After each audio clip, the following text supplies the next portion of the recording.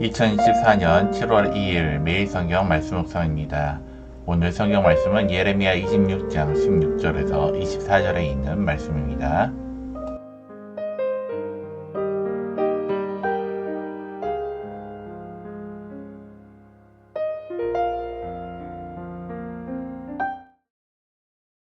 고관들과 모든 백성이 제사장들과 선지자들에게 이르되, 이 사람이 우리 하나님 여호와의 이름으로 우리에게 말하였으니 죽일 만한 이유가 없느니라.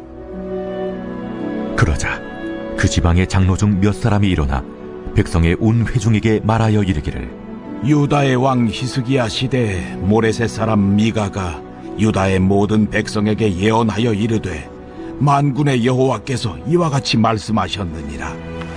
시온은 밭같이 경작지가 될 것이며 예루살렘은 돌무더기가 되며 이 성전에 사는 산당의 숲과 같이 되리라 하였으나,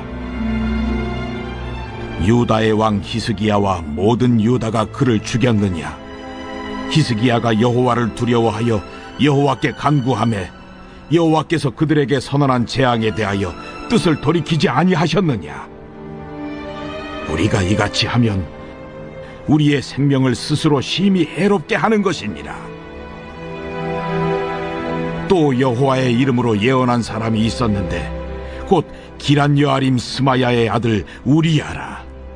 그가 예레미야의 모든 말과 같이 이 성과 이 땅에 경고하여 예언하매, 여호야김 왕과 그의 모든 용사와 모든 고관이 그의 말을 듣고서 왕이 그를 죽이려 하매 우리야가 그 말을 듣고 두려워 애굽으로 도망하여 간지라. 여호야김 왕이 사람을 애굽으로 보내되 곧 악볼의 아들 엘라단과 몇 사람을 함께 애굽으로 보냈더니 그들이 우리야를 애굽에서 연행하여 여호야김 왕에게로 그를 데려오매 왕이 칼로 그를 죽이고 그의 시체를 평민의 묘지에 던지게 하니라. 사반의 아들 아이감의 손이 예레미야를 도와주어 그를 백성의 손에 내어주지 아니하여 죽이지 못하게 하니라. 샬롬, 우리 영숙교회 우리 청년부 여러분들, 오늘 하루도 주님과 동행함을 통하여 행복한 우리 하루가 되기를 바랍니다. 오늘 성경 말씀에 보면 하나님 앞에 죄악으로 인한 성전의 파괴를 전하는 예레미야의 모습이 나옵니다.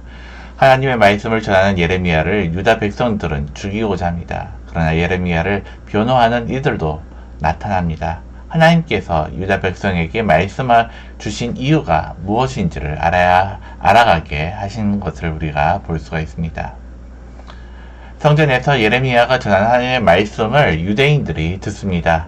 이들은 하나님의 말씀을 듣고는 예레미야를 향해 분노하고 죽이고자 합니다.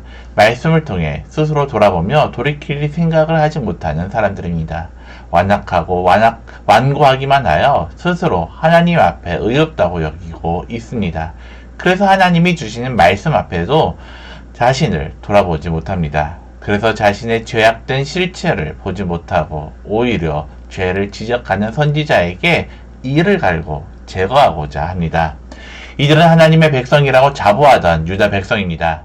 그런데 그들은 천둥 같고 벼락 같은 하나님의 말씀을 듣고도 깨닫지를 못합니다.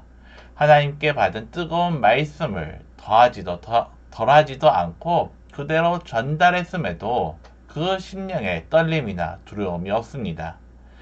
그들은 스스로 하나님의 백성이라고 말하지만 사실은 하나님께 관심이 없는 사람들입니다. 자기 자신에게만 관심이 있습니다. 그래서 정작 하나님의 뜻이 담긴 말씀에는 무지하고 무감각합니다. 그들은 자칭 하나님의 백성일 뿐 세상 사람과 다르지 않았습니다. 그 심령은 이미 오래전 죄악으로 오염되었지만 그러한 상태를 살피고자 하지 않았습니다. 에스겔 선지자가 전한 말씀대로 그들은 마음은 이미 굳어 있습니다. 이 자손은 얼굴이 뻔뻔하고 마음이 굳은 자니라. 그래서 하나님께서 자신의 죄를 지적하시는 따가운 말씀을 듣지만 자신이 들어야 할 말로 여기지 않습니다. 오히려 말씀을 전하는 자를 싫어하며 죽이고자 합니다. 타락한 성도의 전형적인 모습을 보여주고 있습니다. 그러나 하나님은 그 속에서도 자신의 뜻만을 이루어 가십니다. 장로 몇 사람을 일으키십니다. 그들은 히스기야 왕 때의 일을 예로 들어 외칩니다. 미가 선지자가 예루살렘의 멸망을 예언할 때 히스기야 왕은 그 말씀을 가슴으로 받아들인 사건을 말합니다. 히스기야 왕은 경고의 말씀 앞에 두려움으로 겸비하며 하나님께 엎드립니다. 그때 하나님은 왕과 백성에게 재앙을 거두어 주신 것을 증거합니다. 진정 모든 하나님의 말씀을 내게 주시는 말씀으로 받아들이는 성도가 복이 있습니다. 그러나 요아김 왕은 그와 다릅니다. 예레미야와 동시대에 하나님의 말씀을 전한 우리야 선지자가 있습니다. 그도 하나님으로부터 예레미야와 같은 말씀을 받아 전합니다. 그러나 왕이 자신을 죽이고자 하는 줄을 알고 두려움으로 애굽으로 도망갑니다. 그 우리야 선지자를 여호와김 왕은 애굽까지 사람을 보내어 끌어와서 칼로 죽이고 조롱합니다. 그 왕과 그 세대가 하나님의 진노를 피할 수 있을까요? 아하김은 그런 일을 알고 선지자 예레미야를 도와서 백성들에게 죽임을 당하지 않게 돕습니다. 아직 예레미야에게는 패역한 유다 백성을 위해 남은 사명이 있음을 알 수가 있습니다. 하나님께 받은 사명은 우리의 사람의 수명과 기간이 같습니다. 사는 날 동안 사람은 누구나 자기에게 주신 사명을 따라 살아가게 되는 것입니다. 어떤 이는 불순종과 악행으로 심판받는 자가 어떤 인생을 사는지 증거할 사명으로 삽니다. 어떤 이는 하나님께 은혜를 받았지만 무익한 것으로 바꾸고 사는 어리석은 인생을 증거할 사명으로 살아갑니다. 또 어떤 이는 무익한 인생이었지만 은혜로 받은 구원을 감사합니다. 그 감사로 오직 주님을 위해 자신을 드리는 인생을 증거하는 사명을 따라 삽니다. 그런 인생의 예는 성경의 곳곳에 등장합니다. 그래서 그 사명이 다하면 세상의 수명도 다하고 주님께로 돌아가게 됩니다. 그 자리에서 일어날 일은 오직 주님만 아십니다. 지금 살아있는 나는 어떤 사명으로 어떤 인생을 살아가고 있을까요? 오늘 본문을 다시 한번 묵상하면서 본문에서 예레미야는 죽임을 당하지 않았습니다. 그 이유가 무엇이었는지 다시 한번 묵상해 보시기 바랍니다. 그리고 내가 살아있는 이유에 대해서도 한번 생각해 보는 하루가 되기를 바랍니다. 기도드리겠습니다.